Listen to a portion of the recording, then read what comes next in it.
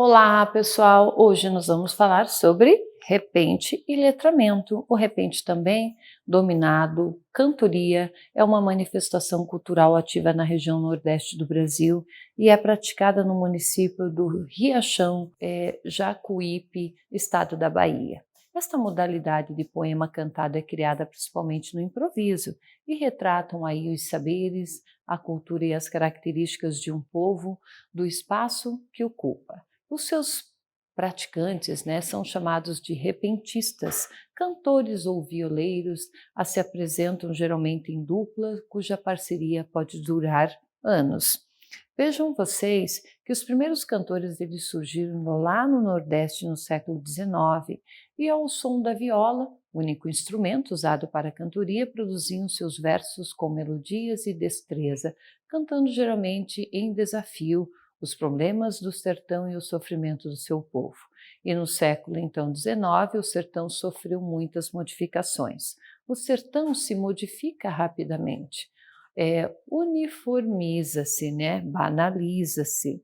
Naturalmente, a crítica é inoperante para eles. Melhor é a vida modernizada que a maneira velha do cavalo, de sela e a viajante com um descanso.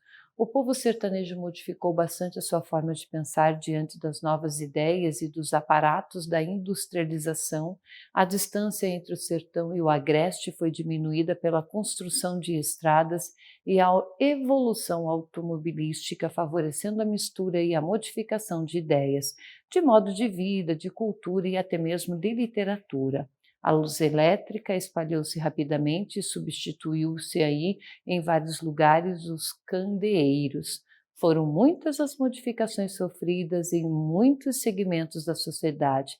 Todavia, os cantores eles resistiram e não sucumbiram aos apelos da industrialização e mantêm aí inalteradas as características da cantoria. O cantor recuou ante a radiola, a vitrola, o cinema e a revista ilustrada, mas conversa seu público. A cantoria em todos os estados dessa região e se estende a outras regiões cujos estados receberam um grande número de migrantes nordestinos. Os cantores se espalham por diversas cidades do Brasil. Quem é esse cantor? É o registro, é a memória viva. São os gênios do improviso, cantores dos sacárons, da ironia, do choro, poetas que cantam em sua terra e povo com força de versos improvisados, sons da viola. Em arte nordestina do improviso, é a herança dos grandes improvisadores africanos que vieram de duas partes da África. Uma fonte veio via escravidão, a outra chega até nós pelos colonizadores que receberam essa influência dos árabes que viviam no norte da África e invadiram a península ibérica, dominando ali por muitos anos Portugal e Espanha. O fato a ser considerado é que a habilidade do improviso está presente em vários ritmos musicais e que podem receber denominações diferentes de acordo com os instrumentos utilizados ou até mesmo a ausência deste.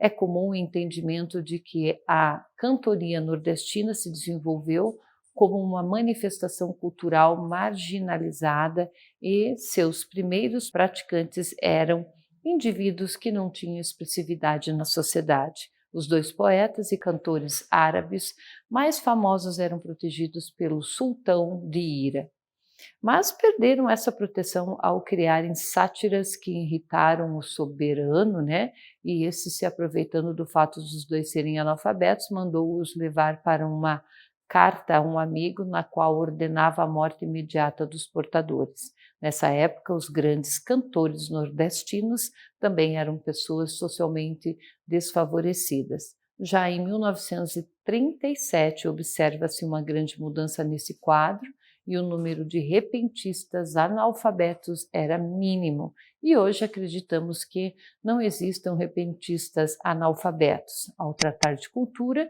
é interessante que se leve em conta dois modelos: o modelo popular, tradicional, e o oficial, moderno e escolarizado.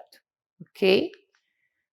Qual então é a importância do repente na formação cultural e social? Pessoal, cada modelo apresenta discursos diferentes. sendo o primeiro marcado pela oralidade e o segundo pela escrita.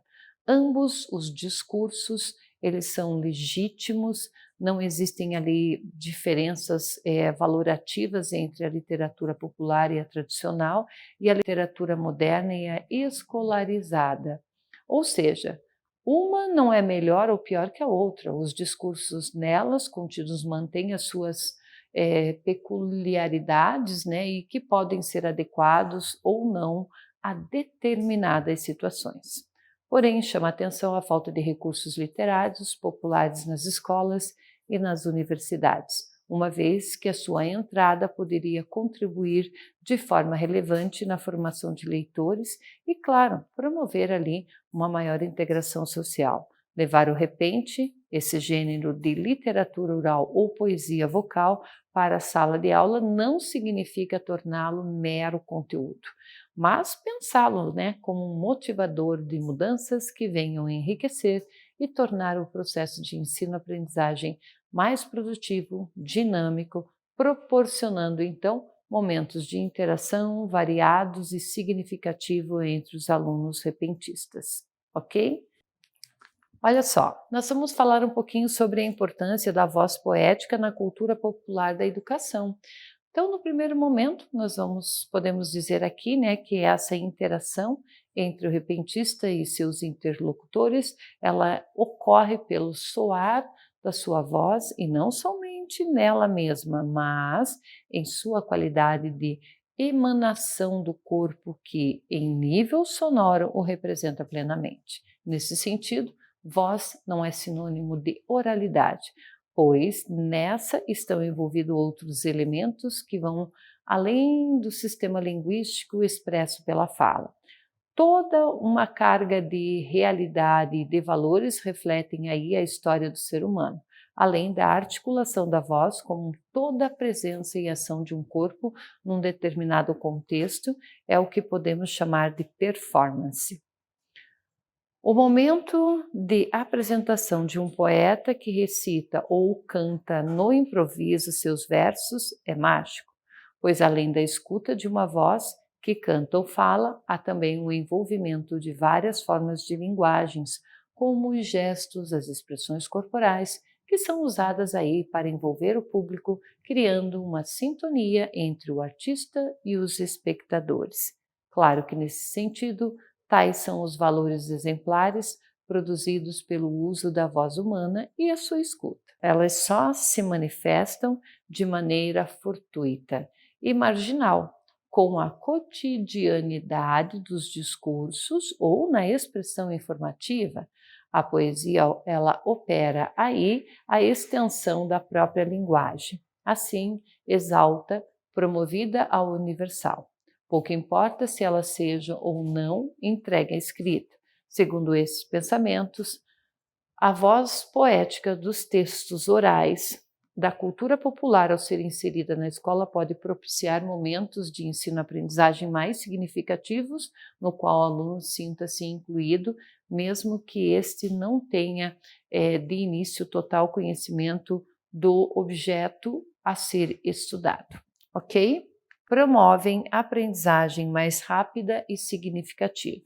Podemos compreender aqui, então, que os textos orais da cultura logo chegam mais rápido aos seus interlocutores, pois retratam um assunto que é do conhecimento de todos os envolvidos e, partindo de um ponto comum, podemos propiciar novas aprendizagens. Então, o repertório que a criança traz do mundo que a circunda será, sem dúvida, uma base para que possa refletir sobre que já conhece e adquirir outros conhecimentos. Dessa forma, através da criação de uma espécie de ponte entre o modelo culto e o popular, a chamada escolarização pode ganhar novo significado, propiciando aos alunos maior sintonia, identificação e grande sentimento de inclusão.